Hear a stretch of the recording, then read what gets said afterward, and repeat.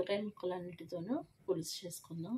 గుమ్మడికాయ, బంగాళదుంప, మునక్కాయ, బెండకాయ, టమాటో, ఉల్లిపాయ, ఆనపకాయ, దొండకాయ, పచ్చిమిర్చి ఇవన్నీ వేసి మనం పులుసు చేసుకుందాం.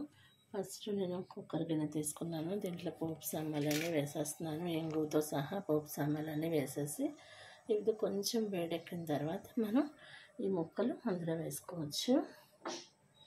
సో కొంచెం వేడి పడిద్దాం. పోపుని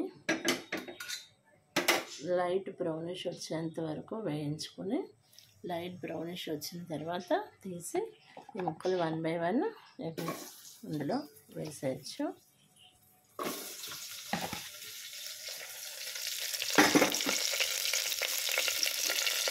ఇంగు మాత్రం మర్చిపోకుండా వేయండి. ఇంగు వల్ల టేస్ట్ వస్తుంది.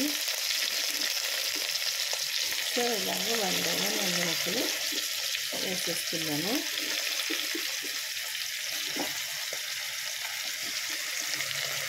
వేసేసుకొని ఈ నూనెలోనే ఈ ముక్కలన్నీ బాగా మగ్గనివ్వాలి. మగ్గిన తర్వాత మనం చింతపండు రసం కూడా రెడీ చేసి పెట్టేసుకుందాము.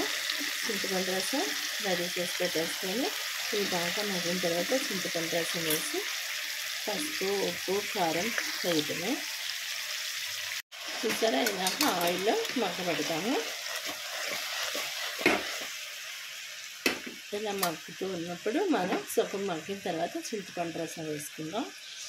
చూసారా పోపులో బాగా మగ్గుతున్నాయి కదా. ఎలా తెలుస్తుంది అంటే మనం గిన్నెలో ముక్కలు తీసుకున్నాము.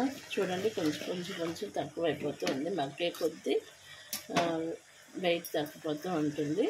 సో ఇలా బాగా మగ్గనిచ్చి మగ్గుతూ ఉన్నప్పుడు మనం కొంచెం సరిపోయేంత సాల్ట్, సరిపోకపోతే మళ్ళీ మనం పులుసు అయిపోతూ ఉన్నప్పుడు ఒకసారి టేస్ట్ చూసి వేసుకోవచ్చు. కానీ ఇప్పుడు కొంచెం లిమిట్లోనే వేసుకోండి.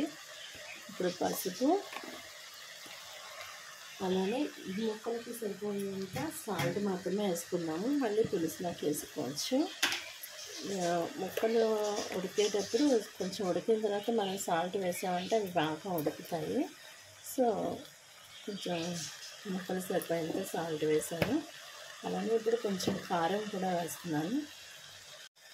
చూసారా ఈ ముక్కలకి సరిపోయేంత సాల్ట్ కూడా వేసేసి ఒకసారి మళ్ళీ కలిపేద్దాం.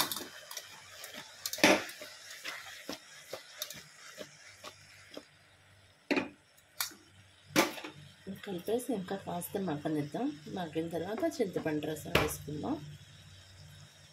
ఇలా బాగా మగ్గుతూ ఉన్నప్పుడు ముక్కలు పోపులో మగ్గుతూ ఉన్నప్పుడు మనం ఆల్రెడీ చింతపండు రసం కూడా తీసి ఉంచుకున్నాం కదా. ఆ చింతపండు రసాన్ని కూడా ఈ ముక్కల్లో వేసేయటమే. వేసేసి బాగా ఉడకనిద్దాము. ఉడికిన తర్వాత కొంచెం బెల్లం ముక్క వేసి కొంచెం బియ్యపిండి ఉంటుంది కదా. ఆ బియ్యపిండిని కొంచెం నీళ్ళల్లో కలిపి అప్పుడు మనం ఈ పులుసులో వేసేయటమే. ముక్కల పులుసు రెడీ అయిపోతుంది.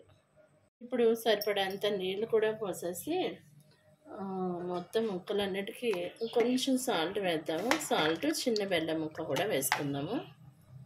ఇప్పుడు ఈ పులుసు బాగా ఉడుకుతున్నప్పుడు చిన్న బెల్లం ముక్క కూడా తీసుకుని వేసుకుందాము.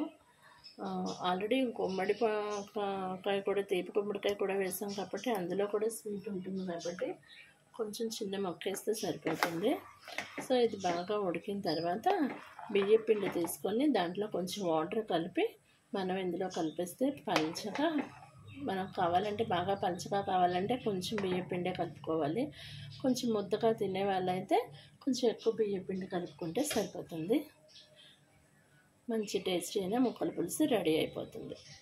ఇలా బియ్యపిండిలో 1 స్పూన్ బియ్యపిండిలో ఇలా కొంచెం నీళ్ళు వేసి బాగా కలిపేసుకొని మనం ఈ పులుసులో వేసేసుకోవటమే. చూసారా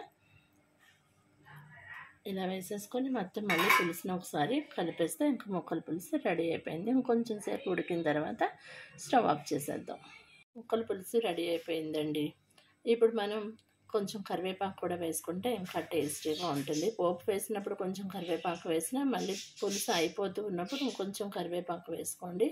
చాలా టేస్టీగా ఉంటుంది. ఇంకా ముక్కల పులుసు రెడీ అయిపోయింది. అప్పడాలు, వడియాలతో ముక్కల పులుసుని అన్నంలో కలుపుకొని తినేస్తే చాలా టేస్టీగా ఉంటుంది. Thank you for watching my videos. Please like, share and subscribe to my channel.